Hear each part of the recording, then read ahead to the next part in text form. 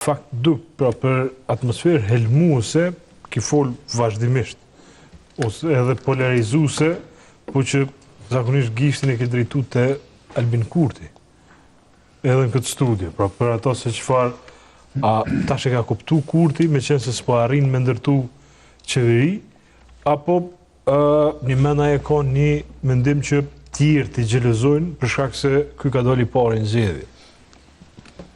Qure, me ardhjen e këtij pushteti, gjuha denigruese, ose para ardhjes këtij pushteti, gjuha denigruese ka qenë gjuhë që jo përdorë në margjina.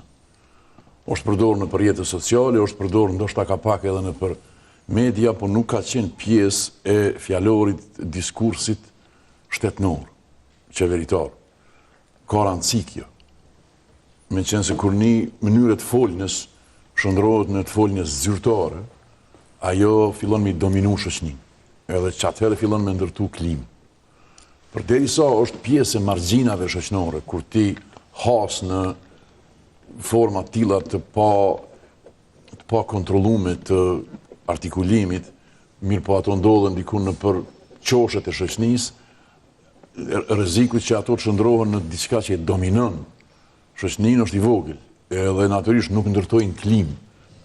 Mendoj që ardhja e kësaj qeverisjeje e ka sjell me veti një fjalor që unë mendoj që ka qenë i pakujdesshëm. Edhe në mandej ka qenë edhe i dëmshëm. Po në fillim, që ky pushtet se ka hetu ato, nuk ka mendu që domi mund bëhet qaq i madh.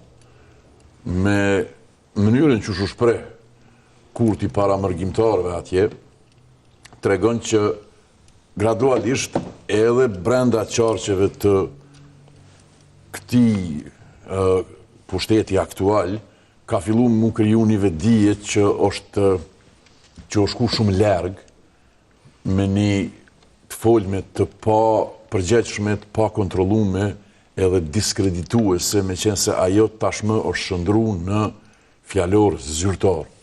Kur ti ndin ministrat, edhe kryeministrin, edhe qysh me thonë përfaqësues të pushtetit, teksa përdorin fjalë të papërgjegjshme, sintagma dënuese, ndëshkuese, denigruese, diskredituese, atëherë duhesh me ditë që gjatë kalimit kohës, e dorën zemër një shku 4 vjet ose 5, ajo shndrohet në të folme të përgjithshme. Që për shembull një paradoks i cili në situata tjera kishte me qenë për një me qesharak, po në situatë tonë është tragjik. Pushtetin pohon që mediat janë leva të Serbisë, që opozita është leve Serbisë, që shoqënia, një pjesë e madhe shoqënisë civile, analistat, janë të paguar prej Serbisë. Përfshirë dhe bizneset e oligarkët, krejtë janë të paguar prej Serbisë. Në anën tjetër, opozita mendon që kryeministri Kurti është i paguar prej Serbisë. Po ashtu edhe partia e tij është e paguar edhe punon për intereset e Serbisë. Edhe kur e këshyrti, realisht krejt Kosova punon për Serbi. Krejt na, edhe pushteti, edhe opozita, edhe partia në pushtet. Vetë nga perspektiva të ndryshme. Realisht krejt, komplet, 100% e skenës publike në Kosovë, po punoj kam për Serbi.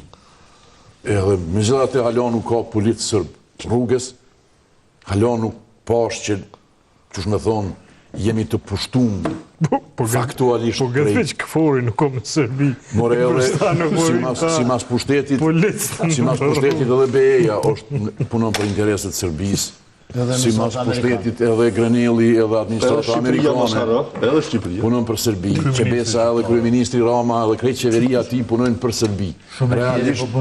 Realisht krejt shqiptarët e Ballkanit pa dallim punojnë për Serbi. Krejt, 100%. Veçat me Kurti për neve. Pra, qyre ku jemi janë, kjo gjuhë aq e ndytë edhe sjellja aq e pa skrupull ndaj njëri tjetrit, e ka arrit një nivel për mu kështu alarmant me faktin që jo shëndru në të folën e zyrtare. S'ka qenë dash mu bu, ka qenë gabim kjo. Sot jemi në situatë kur kjo gjuhë tashmë nuk është ka e krijon asnjë efekt. Sot mundesh mi thonë njerëzve gjithçka. Mundesh mi thonë që është tradhtor, mundesh mi thonë që punon kundër interesave të shtetit, edhe në fund në shkon në shtëpi, edhe mi afut gjumë, edhe kur gjë s'ndodh. E kjo gjuhë ka qenë e rezervume si gjuha ose si forma e skajshme, ekstreme e përshkrimit të një realiteti.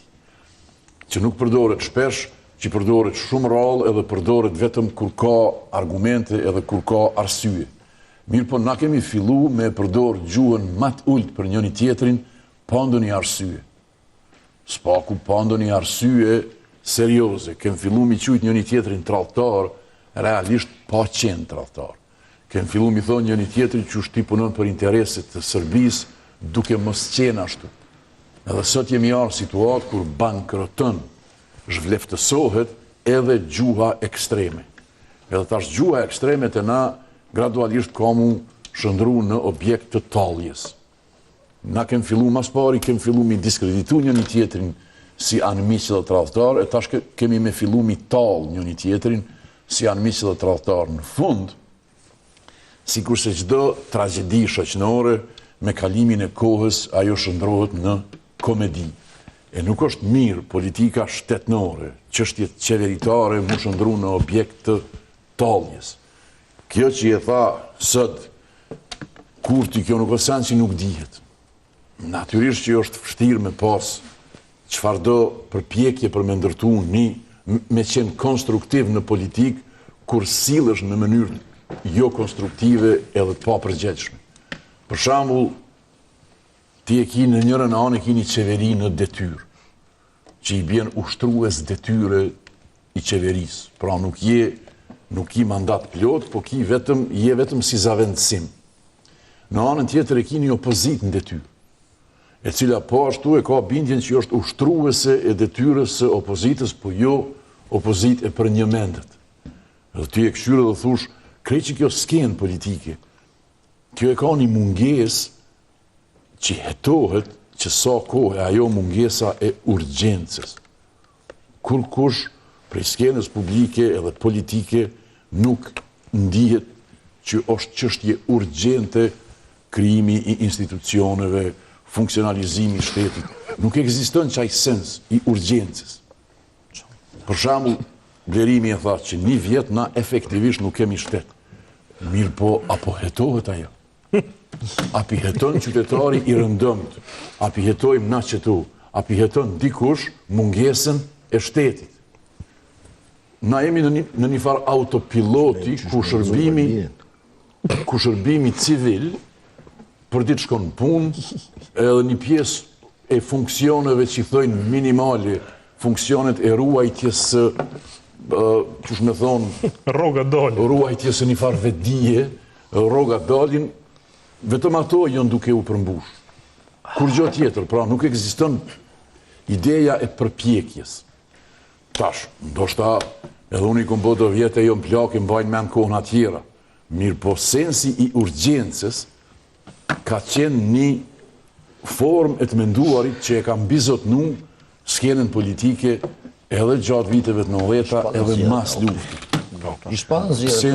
Sensi i urgjencës, që ti diçka s'ki qare pa bo, nëse je në situatë vendosëse ose vendimarse, që ti duhesh të jesh i shtyrë prej një farë ndjenje të përgjithësisë me bo diçka, me ndërmarë përpjekje. Çka po shohun te pushteti sotëm, te logjika e pushtetit sotëm dhe logjika e opozitës sotme është bindja që kjo nuk është përgjithësi e tyne. Sigur me ekzistu diku shefat e vërtet, të cilët halon nuk janë dalë në skenë. Pra sikur kinse që kjo qeveri e ka diku një qeveri reale, e cila halos po flet kur gjo, e këta janë vetëm ushtrues detyre, edhe opozita, kinse